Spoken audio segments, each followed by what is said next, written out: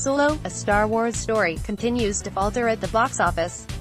Disney and Lucasfilm's latest brought in $29.3 million from 4,381 locations over the three-day period. With a 65% decline from its $84 million three-day launch, Solo's second weekend fell short of its predecessors. The first Star Wars anthology film, Rogue One, made $64 million in its second weekend in 2016, while 2017's The Last Jedi earned $71 million in its sophomore weekend. Its second weekend total brings Solo's domestic tally to $149.5 million. Solo made $60 million this weekend, including $30.3 million overseas. Its cumulative total is now $264 million. The Han Solo origin story earned a disappointing $103 million in North America over its four-day holiday opening weekend and stalled out with $68.2 million overseas. While that was enough to win Solo the weekend, the third frame of Deadpool 2 didn't fall too far behind. 20th Century Fox tentpole continued to fend off the competition, landing in second place with $23.8 million from 4,161 screens. To date, the Ryan Reynolds-led sequel has made $255 million in North America. Meanwhile, Adrift was able to narrowly edge out Avengers: Infinity War for third place.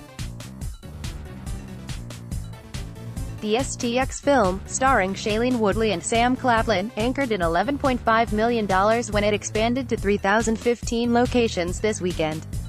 The drama is currently averaging a 71% score on Rotten Tomatoes, as well as AB Cinema score.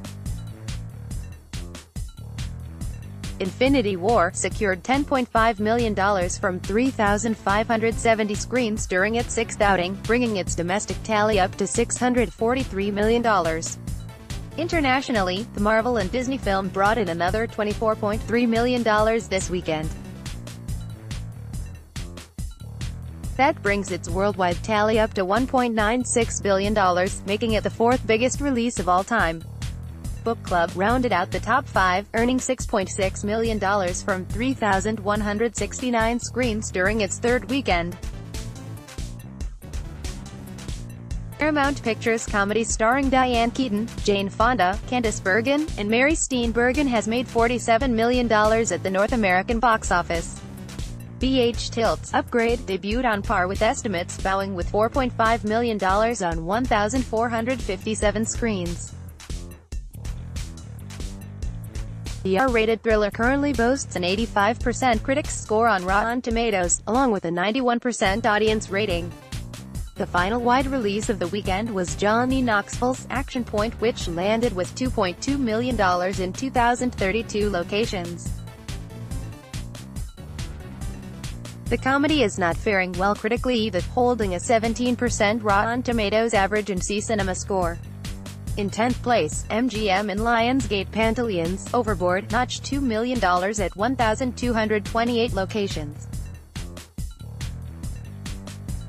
With $45.5 million in 5 weeks, the Eugenio Derbez and Anna Faris star is now Pantaleon's highest-grossing film to date, surpassing 2013's Instructions Not Included. At the specialty box office, RBG, the documentary centered on Supreme Court Justice Ruth Bader Ginsburg, had another strong weekend with a haul of $1.1 million in 432 locations.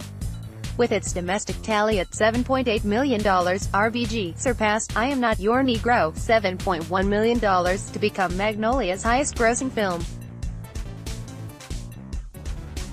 Elsewhere, MoviePass co-opened its first feature with Orchard, Bart Layton's American Animals, which premiered with $140,633 on just 4 locations for a strong per-screen average of $35,158.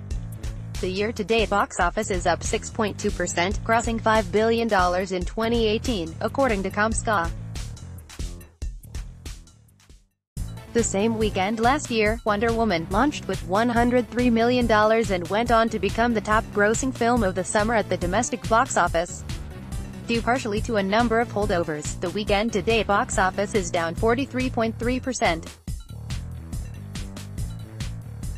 This dip in box office slows the momentum for the industry, but the good news is that a host of big titles are on the way to help erase the memory of this gloomy June box office frame, said Paul Dergarabedian, a senior analyst at Comscore. Related video.